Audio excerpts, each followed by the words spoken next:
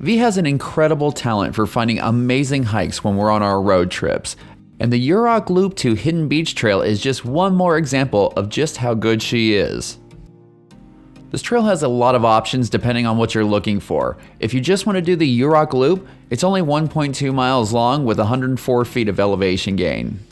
However, if you're really wanting to get those miles in, you can hike all the way to the Klamath River Overlook, which is 8 miles round trip.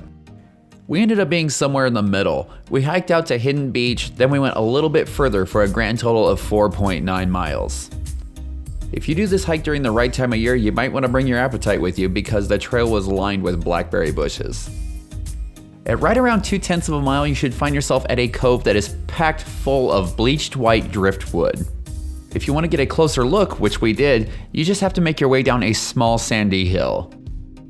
It was pretty interesting to see how smooth the wood was here. All of the corners seemed like they were sanded and rounded off as the logs rolled and churned in the ocean.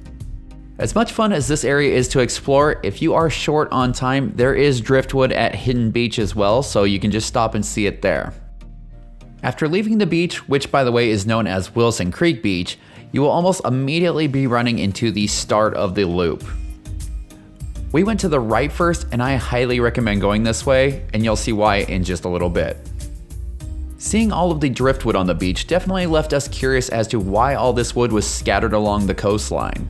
We don't know if it was some kind of rock slide or a flash flood. If you know, please let us know in the comments below. One thing that this hike has no shortage of is beautiful coastal views. The good thing about doing the loop in the direction that we are doing it is you'll get to enjoy these views almost the entire way out. I mean, you'll be coming through here regardless, but going down the coast this way has you facing in a much more photogenic direction, in our opinion.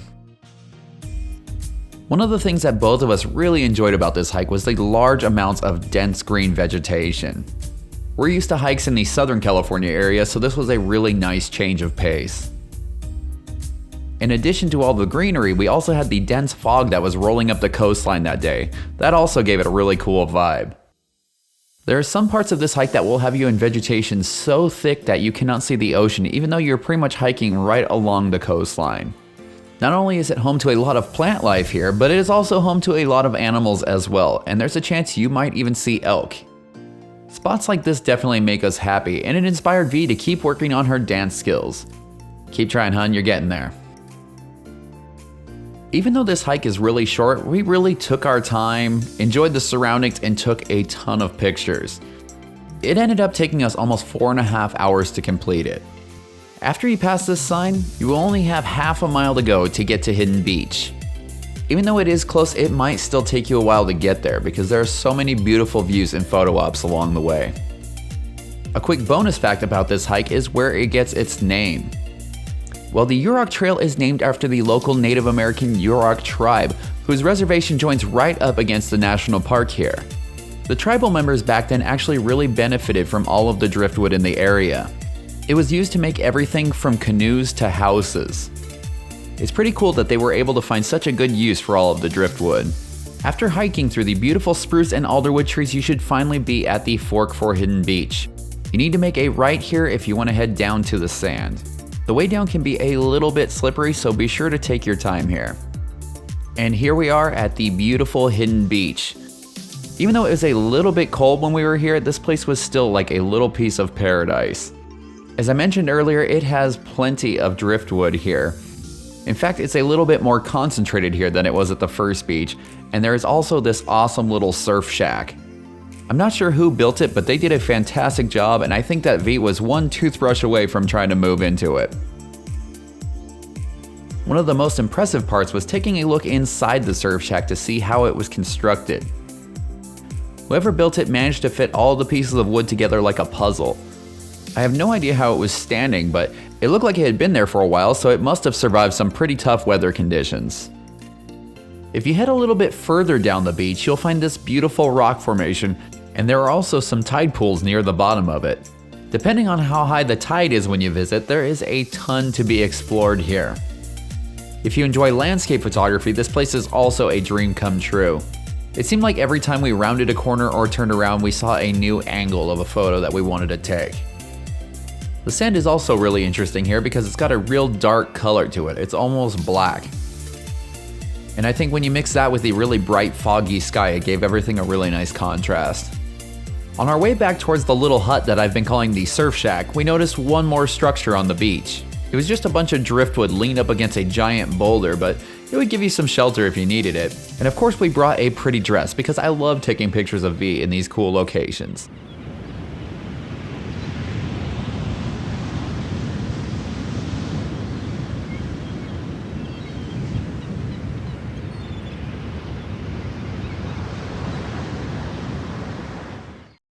Finally, the time came for us to pack up and head out from this beautiful beach.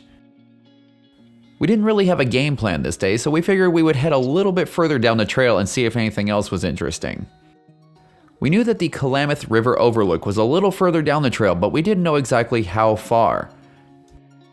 It turns out that it is quite a ways further. If you have the time, this part of the trail is really pretty as well, but it's going to start to become just a little bit more of a workout. If you want to continue on all the way to the Klamath River Overlook, you will be adding 722 feet of elevation gain and 2.8 miles each way. If 8 miles sounds like a little bit too much for you, worry not, because you can drive to the Klamath River Overlook as well. We made it just a little bit past this fallen branch before we started thinking, how far are we gonna go? That mixed with the fact that we were both getting a little bit hungry, so we decided to turn back. I am glad that we did this little bit of a bonus hike though, because walking through these lush forests is a surreal experience. Soon we were back at the trail marker for Hidden Beach. The funny thing is that they must have intended to have you hike in from the Klamath River Overlook.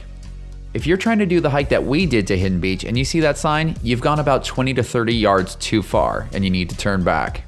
One nice thing about the way that we are doing this trail is that it is not going to be a simple out and back. Eventually we will be taking the fork to finish off the Yurok Loop.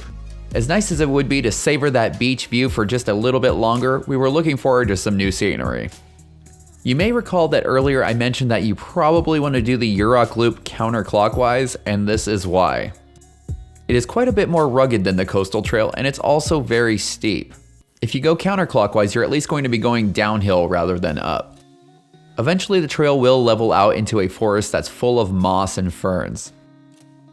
Once you get to this part, the hardest parts of the trail are now over and you can just take a few moments to enjoy the surroundings. After a nice flat walk, we were back at the beginning of the Yurok Loop. If you're going to be up in this area, we think that this hike is absolutely one to put on your must-do list. It has so many unique features and beautiful views, and even the hardest parts of this trail aren't that difficult. If you enjoyed this hike, stay tuned in the next couple of weeks because we have a couple other trails that are pretty epic as well.